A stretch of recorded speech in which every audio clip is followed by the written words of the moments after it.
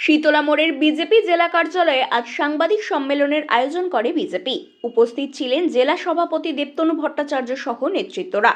গতকাল গির্জা মোড়ে তৃণমূলের সভা থেকে মন্ত্রী মলয় ঘটক অভিযোগ করেন 29 তারিখের বিজেপি সভায় নাকি একদিকে লোহা মাফিয়া অন্যদিকে জমি মাফিয়া বসেছিল।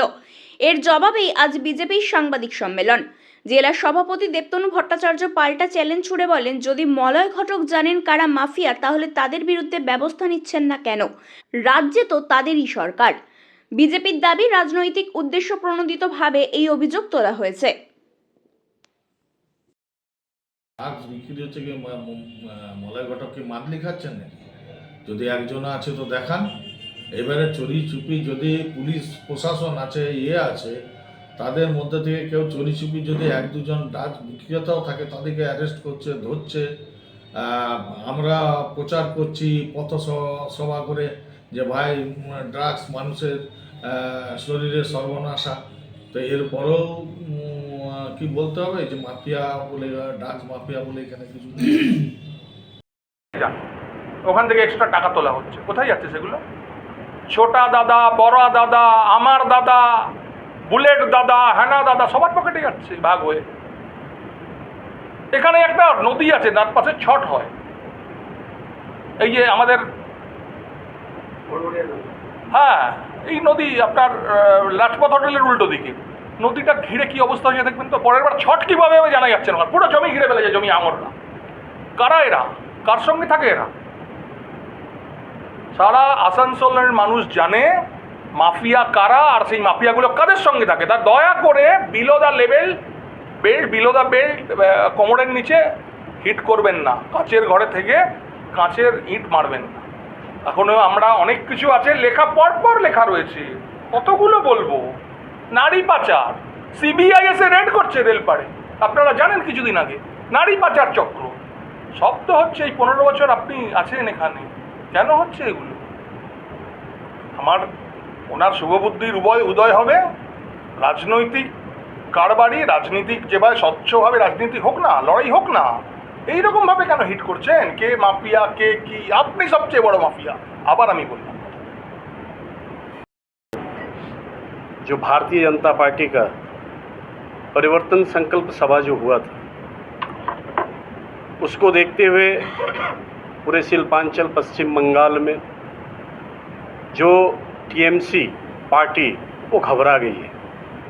यहाँ क्या हम लोग का मंत्री जी, जो पश्चिम बर्धमान के कानून मंत्री जी श्री मलय घटक जी, जो कल सभा हम लोगों ने सुना, उनका ज़मीन खिसक चुका है।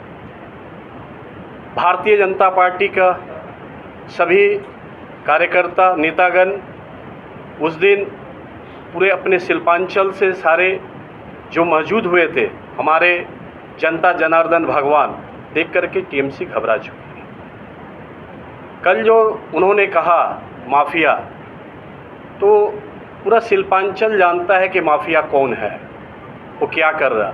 आज बताइए, रेल पार में ड्रग्स का जो व्यापार चल रहा, उनको पता नहीं है। 350 करोड़ रुपया जो बोला जा रहा, उससे ज़्यादा का राशि है। वो जो घोटाला हुआ है, क्या पता नहीं है उनको?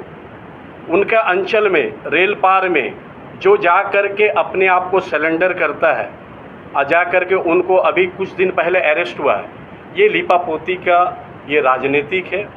सारा कौन कौन इसमें इन्वॉल्व है, ये खूब सामने आ जाएगा। 2011 से अभी तक 15वां साल होने जा रहा है टीएमसी का। अभी एक एक परत बाई परत खुलेगा। आपनारा देखबेन कि एक एक को 11 के बाद जितने भी घटनाक्रम घटा हुआ, जितना क्राइम हुआ है, किनका संरक्षण में हुआ है, किस तरह से हुआ है, कौन कौन इन्वॉल्वमेंट है, इसको सब आस्ते आस्ते इसको सामने, सबका सामने आएगा।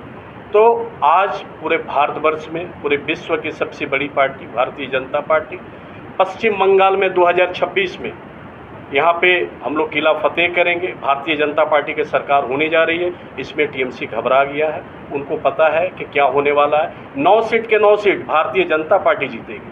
पूरे शिल्पांचल में 7 सीट तो जीती रही है।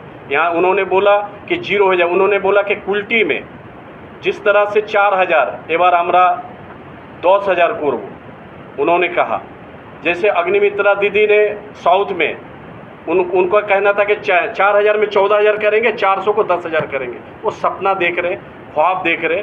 ख्वाब देखना अच्छी बात है, धरातल पे कुछ नहीं है। टीएमसी जीरो हो चुकी है, इनका ज़मीन खिसक चुका है। आने वाला जो समय आ रहा है वो देखने में पता चलेगा। भारतीय जनता पार्टी के प्रत्येक कार्यकर्ता, प्रत्येक नेतागण सशक्त मेहनत कर रहे हैं। हम लोग ज़मीनी स्तर पे उतर चुके हैं। प्रत्येक जगह आप देखेंगे लगातार मेहनत हो रहा, हर जगह हम लोग काम कर रहे हैं। इसमें उनको भी समझ में आएगा। মূল বিষয় সেটা হচ্ছে যে গতকাল তৃণমূল আসানসোলে একটা সভা করেছে। এই সভাটা আমরা জানতাম যে ওরা করবে। তার কারণ হচ্ছে যে আমরা যখন পশ্চিমবঙ্গ দিবসে জুন মাসে শুভেন্দুদার একটা প্রোগ্রাম করেছিলাম, র্যালি এবং সভা করেছিলাম, ঠিক সেই জায়গাতেই ওরা কাউন্টার একটা সভা করেছি। আমরা আসানসোল দক্ষিণ বিধানসভাতে ত্রিবেণী মোড়ে শুভেন্দুদার একটা সভা করলাম, তারপরেই ওরা একটা কাউন্টার সভা ওই মাঠেই করেছিল। এবার আমাদের রাজ্য সভাপতি শ্রমিকদার যখন আমরা জনসভাটা করলাম, আমরা জানতাম যে তৃণমূল একটা কাউন্টার একটা সভা করবে। তার কারণ তৃণমূল এখন কনফিডেন্স হারিয়েছে। বিজেপি যেখানে যেখানে প্রোগ্রাম আমরা করছি সেটা কাউন্টার করার জন্য তৃণমূল বাধ্য হচ্ছে। যদি তাদের কনফিডেন্স থাকতো যে বিজেপি এখানে কোনো ফ্যাক্টর না, আমরা হেসে গেলে জিতব, তাহলে তৃণমূল আমাদের যে সমস্ত প্রোগ্রামগুলো হচ্ছে, সভাগুলো হচ্ছে, সেগুলোকে ওরা ইগনোর করত। কিন্তু ভারতীয় জনতা পার্টি যে সমস্ত সভা বা প্রোগ্রাম আমরা এখানে করছি, সেই প্রোগ্রামের ইম্প্যাক্ট দেখে তৃণমূল কিন্তু বাধ্য হচ্ছে কাউন্টার একটা সভা করে নিজের কর্মীদেরকে উজ্জীবিত করতে, চাঙ্গা করতে। তাহলে কর্মীদের মনোবল ভেঙে যাচ্ছে তৃণমূল। এই যে সভা, এই সভাতে আমি কালকে ভিডিওতে শুনছিলাম, বক্তব্য রাখছিলেন আমাদের মন্ত্রী মলয় ঘটক। ওনার বক্তব্য মানে পরিপ্রেক্ষিতে দু চার কথা আমাদের বলার দরকার আছে। শুনুন, আমাদের পার্টি হচ্ছে গরিবের পার্টি। আমরা হকার উঠে ওদেরকে জায়গা দিয়েছি। দেখবেন রবীন্দ্র ভবনের উল্টো দিকে দেখবেন যারা বসেছিল তাদেরকে যখন তুলেছিলাম তাদেরকে জায়গা দিয়েছি। আমরা বিকল্প জায়গা এই ক্ষেত্রে পেলাম না, কারণ ওরা কাছাকাছি চাইছে যে কাছাকাছি জায়গায় আমাদেরকে পুনর্বাসন দেওয়া হবে। তো কাছাকাছি জায়গা না পাওয়ার জন্যে এটা এখন স্থগিত আছে। আগামী দিনে জায়গা পেয়ে গেলে আমরা এই অধিগমন পরিষ্কার করে ওদিকে ভালো জায়গায় আগে দিয়ে তারপরে, এই নয় কি বিহারের মতন দেখলাম যে জেতার পরে পরেই বাচ্চা নিয়ে ফুটপাতে শুয়ে আছে, কারুর 70 বছরের ঘর, কারুর 80 বছরের ঘর। তো আজ চিন্তা ভাবনা করতে হয়, আমরা গরিবদের, আমাদের সরকার গরিবের সরকার। প্রথমে আমরা গরিবের কথা চিন্তা করি এবং তারা যাতে করে কমে খেতে পারে সেই ব্যবস্থা আমরা করি।